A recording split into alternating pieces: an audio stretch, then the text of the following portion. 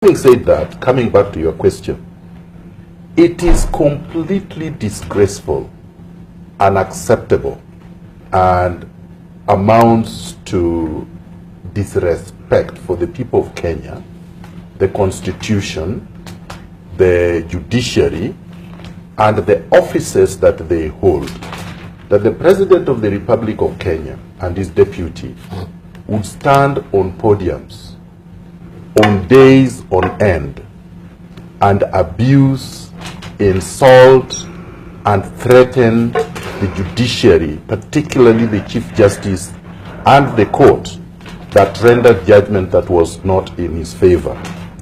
The President committed two serious crimes in my view. One, a crime against statecraft. A president of a republic does not behave the way the President of the Republic of Kenya did.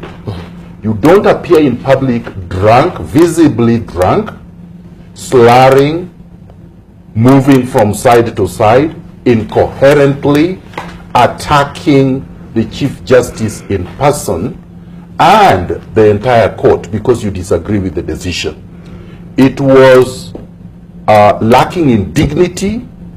It was lacking in thought, it was lacking in judgment, and he actually disqualified himself to be fit for the office of the President of Kenya, including his deputy.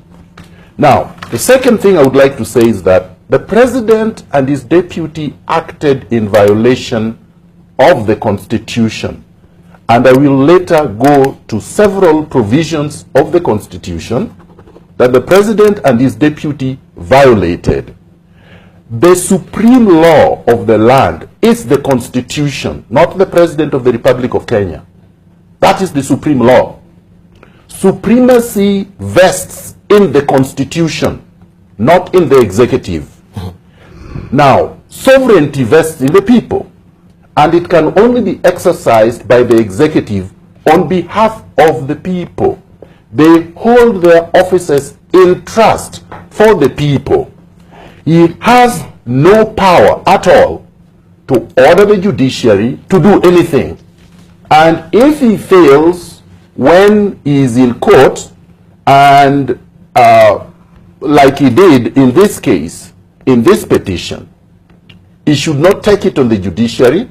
He has no power to disband anybody. He has no power to fix anybody because he has no power to adjudge anything except to exercise power vested in him pursuant to the Constitution. As of now, this president is an acting president. He is not a legitimately elected president. So we must be very clear about that. And even if he was to be re-elected, assuming that these elections took place, and he's working very hard not to be re-elected, because threatening the judiciary is not actually how you get re-elected. So he's working very hard, and I'm happy that he's working very hard not to be re-elected, because from what he has demonstrated, he's not fit. So assuming he's re-elected, assuming there is a magic and this man is re-elected, who is going to swear him in? Good question. The Chief Justice. Yeah, let's leave it at that.